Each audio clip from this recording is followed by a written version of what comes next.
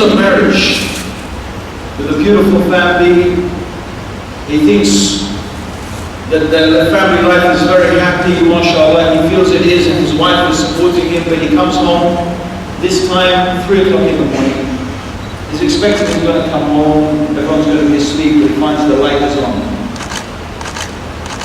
And he finds his wife sitting, waiting, crying. And she's already expressed her feelings in emails and letters and whatever, but now he's going to hear it from her mouth.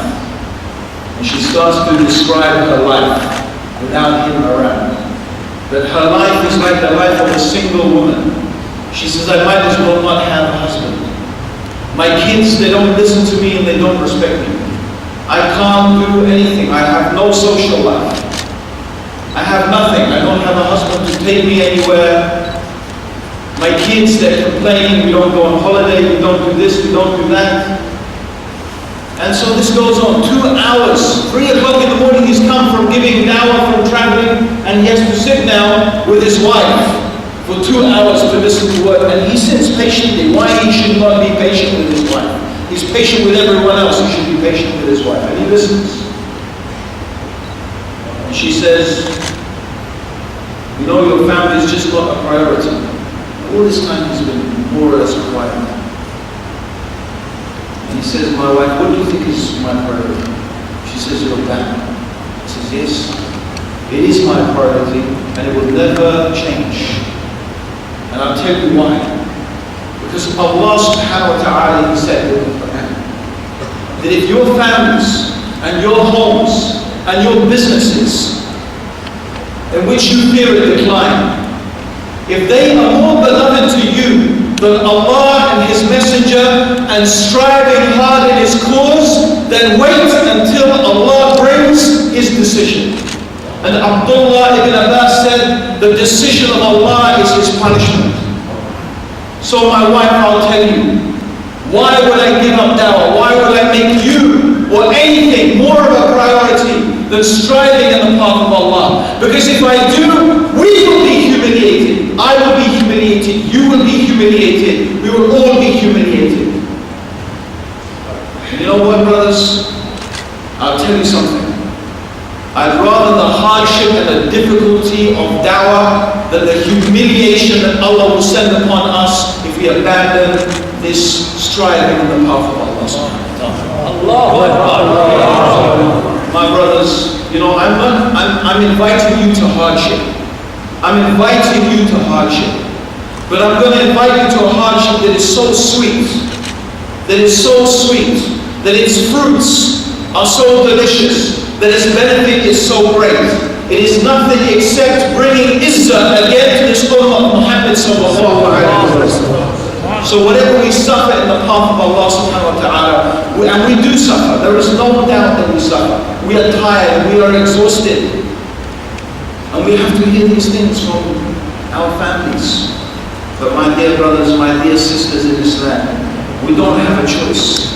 We don't have a choice. Because this is our deen. This is our deen. This is the hallmark of our ummah, to be called to Allah subhanahu wa ta'ala.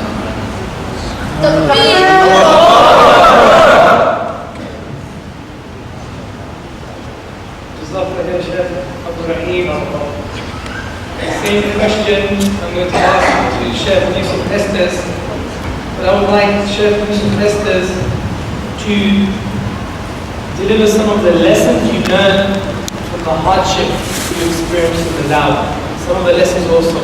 Obviously, I want you to describe to me the hardship you faced, the most hardest moment or experience that you had in the dawah.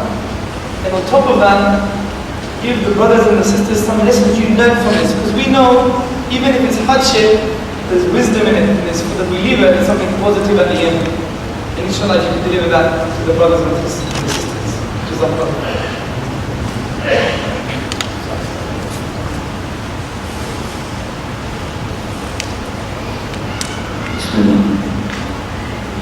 For a minute, I was wondering how you knew the story of what happened that night I went home.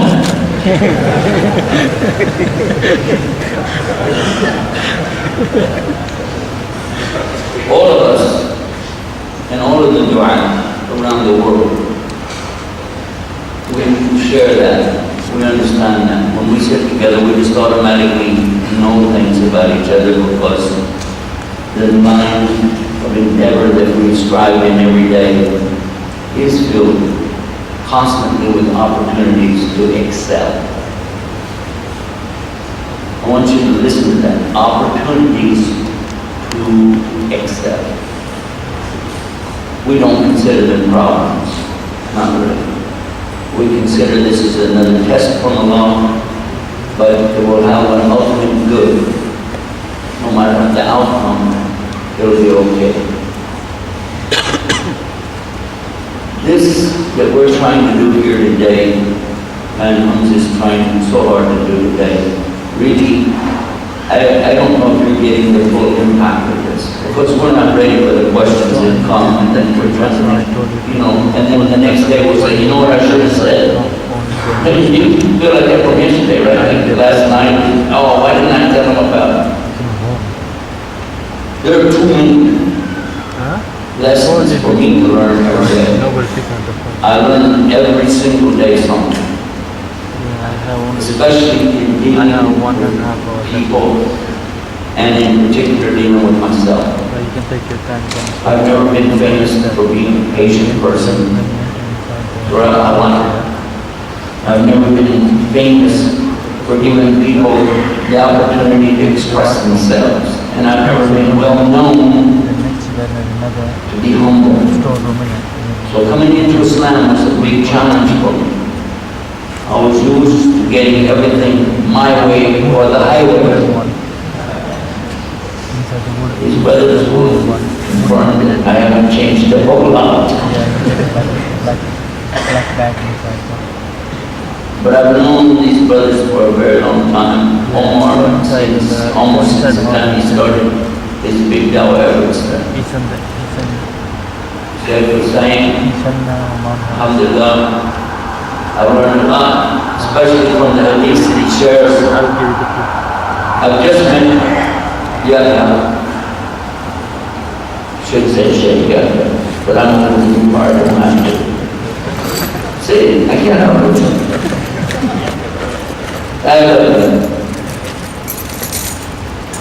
He didn't judge, put your arm up there to see your arm. The other one. That one. Yeah. You see what he's doing? You don't see this man, you don't know the sacrifice of every person of you. You have no idea. But it doesn't bother us. We keep going, we keep going, we keep going. As far as what's the most, I have no idea.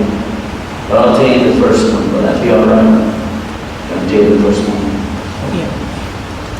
I wanted really to accept Islam, but I couldn't because it would mean going against everything that I had been teaching and calling to as a Christian, especially the idea of accepting responsibility for what you do.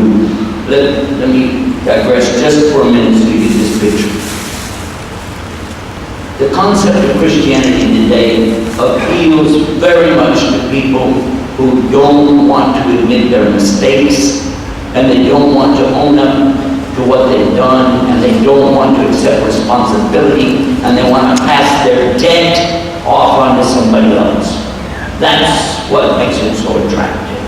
Bottom line is being able to go to the golden gates and throw down your golden Jesus Christ Express card, charge it to Him.